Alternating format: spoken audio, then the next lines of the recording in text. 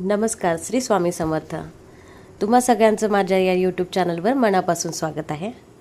आजचा दिवस माझ्यासाठी खूप खास आहे, कारण आज गुरुपौर्णिमेच्या पवित्र दिवसाच्या निमित्ताने मी श्री स्वामी चरित्र सारामृताचे 1 दिवसीय पारायण केलं।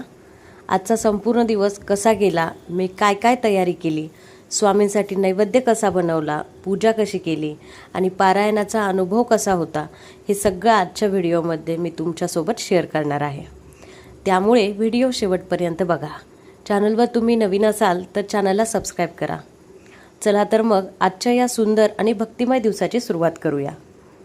सकाळी मी नेहमीपेक्षा लवकर उठले, घर स्वच्छ करून घराबाहेरचा उंबरठा स्वच्छ करून त्याला हळदीचं लेपन केलं, सुंदर रांगोळी काढली आणि दिवा लावला। तेव्हापासून घरात खूप छान शांत आणि प्रसन्न वाटत होतं। उंबरठा पूजन झाल्यानंतर रोजच्या देवाची पूजा केली आणि त्यानंतर स्वामींसाठी नैवेद्याची तयारी केली। आज नैवेद्यामध्ये मी महाराजांना आवडणारी लापशी केली होती। सोबत पुरी भाजी, वरण भात, भजी, कुरडई पापड आणि कोशिंबीर असा स्वयंपाक केला। त्यानंतर माझ्या मुलाला उठवलं, त्याला स्कूलसाठी आवरून दिलं। तो तयार झाल्यावर नेहमीप्रमाणे स्कूलला जाण्या अगोदर देवाचं दर्शन घेतो। त्यानं रोजप्रमाणे देवाचं दर्शन घेतलं आणि आज गुरुपौर्णिमा असल्यामुळे आजपासून शाहूने नियम केला की देवासोबत रोज आई आणि बाबाचं पण दर्शन घेईल। मी न सांगता हा त्यानं नियम केला। या लहान वयात एवढं कळालं म्हणजे खूप काही आहे। शाहूला स्कूलला सोडून आल्यानंतर अभिषेकासाठी पंचामृत तयार केलं।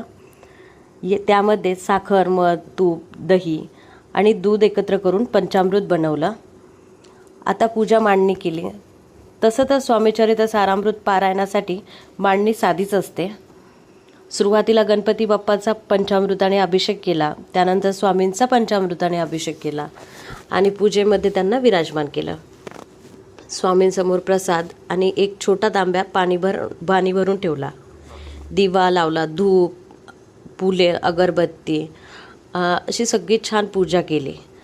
पारायणा अगोदर संकल्प केला, एक माळ स्वामींचा जप केला, स्वामींचं स्मरण करून पारायणाला सुरुवात केली। पूर्ण दिवस अतिशय शांत आणि आनंदात गेला। पारायण पूर्ण झाल्यावर नैवेद्य दाखवला आणि मनापासून आरती केली। घरात एक वेगळीच ऊर्जा जाणवत होती। मनापासून केलेली पूजा छोटी असो की मोठी, महाराजांना नक्की आवडते। मनापासून केलेली सेवा, नामस्मरण आणि श्रद्धा कधीच वाया जात नाही। प्रत्येक प्रार्थना स्वामींपर्यंत पोहोचते। कधी उत्तर लगेच मिळतं तर कधी योग्य वेळ आल्यावर। स्वामींची कृपा दिसत नाही, पण ती सतत आपल्या आयुष्यात कार्यरत असते। स्वामींच्या कृपेने आजची गुरुपौर्णिमा खूप छान पार पडली। तुम्हीही गुरुपौर्णिमेला काही विशेष केलं असेल तर ते कमेंटमध्ये नक्की सांगा। तुम्ही काय सेवा केली, काय केलं, सगळं काही। व्हिडिओ आवडला असेल तर लाईक, शेअर करा। देवभक्ती, पूजा, सण आणि स्वामी समर्थांच्या सेवेशी संबंधित असेल असे सुंदर व्हिडिओ पाहण्यासाठी चॅनलला सबस्क्राईब करायला विसरू नका। पुन्हा भेटूयात अशाच भक्तिमय व्हिडिओमध्ये। श्री स्वामी समर्थ।